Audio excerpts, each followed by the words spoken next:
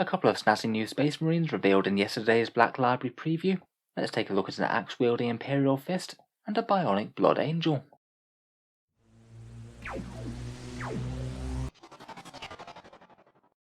Hello and welcome back to Warspets Tactics, where today we're just taking a look at a couple of new fancy plastic miniatures. Really quite cool models that are aimed at the Horus Heresy, though I don't see why they couldn't be used for 40k. But quite an interesting development for Horus Heresy kits, because these two are apparently going to be plastic. These two miniatures were revealed on yesterday's Black Library stream, the one where they revealed a whole bunch of new books coming for the Horus Heresy and other series, and in recent years Games Workshop has made a bit of effort to try and realise a fair few of their more popular characters in actual miniature form. In the not too distant past we've seen things like Eisenhorn, Gaunt's Ghosts, or Zephon Renn. Apparently this pair are going to be being released in February alongside a Black Library celebration of some sort, and they're part of Games Workshop's Horus Heresy character series, which is often quite a good source of characters and alternative sculpts for 40k. If you want some snazzy firstborn marines that are really well flavoured to their given chapter or legion, a few of those could well be worth checking out. They do generally tend to be Forge World resin pieces, so often are charged at a bit of a premium, but perhaps the most interesting thing about this pair is that they're confirmed to be plastic miniatures, not resin, and that's really quite unusual for the Horus Heresy. Even quite recent and fairly equivalent miniatures such as Argol Tal, he was released as a resin model, so it's really quite interesting to see the departure from this and going into plastic. It does make me wonder if these might be part of the whole drive for a plastic Horus Heresy reboot. A while back we did see those leaked box pictures, the one with a whole bunch of marines facing off against each other, and what was reported to be a plastic Spartan tank.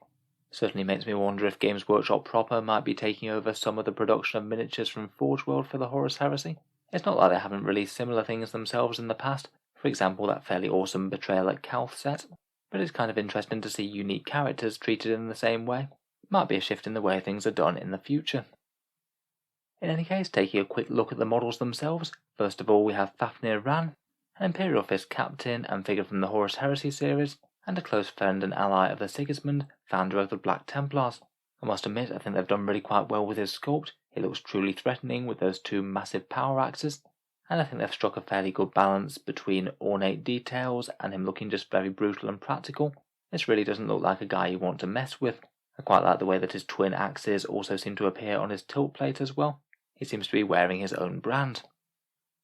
Here are a couple more shots of the miniature. I do quite like that shield that's slung over his back. Certainly seems to add a bit more weight and mass to the model. Bit of a shame he has to pick and choose between using that and using both of his axes at once. In any case, I certainly think that he could make for a very fun captain or sergeant model. Quite nice to get another cool plastic sculpt for the Imperial fists if you want one. Though I have to admit, dual-wielding axes like this really does make me think that he could make quite a good Chaos conversion if you're that way inclined. Maybe a head swap and a couple of details changed, and you could have a pretty worthy champion of Khorne. The other character is an interesting bionic Blood Angel called Dominion Zephon. A Blood Angel's marine grievously injured shortly before the Siege of Terror and heavily augmented with bionics. I think that's 3 different bionic limbs there as best I can count. I can't help but think that he'd make a pretty interesting Blood Angel Smash Captain stand-in. Certainly jump pack characters are in kind of short supply for the Blood Angels, and it's quite nice to have another option for a sculpt.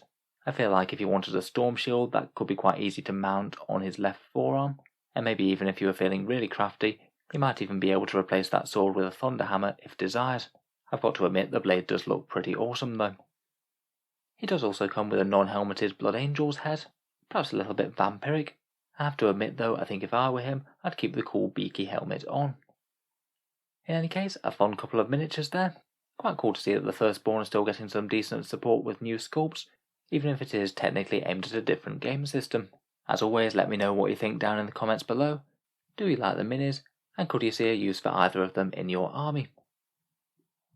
If you've enjoyed the video, then feel free to subscribe to Warspets Tactics, where I'll certainly try and keep up with the regular 40k updates from Games Workshop, with new videos out just about every day. If you have been enjoying the videos on the channel, I would just like to mention I've got an Element Games affiliate link down in the video description. If you live in the UK, feel free to use that for buying any miniatures that you might do. They give a decent discount, and a small amount of the profits goes to help support Warspets Tactics without costing you any more.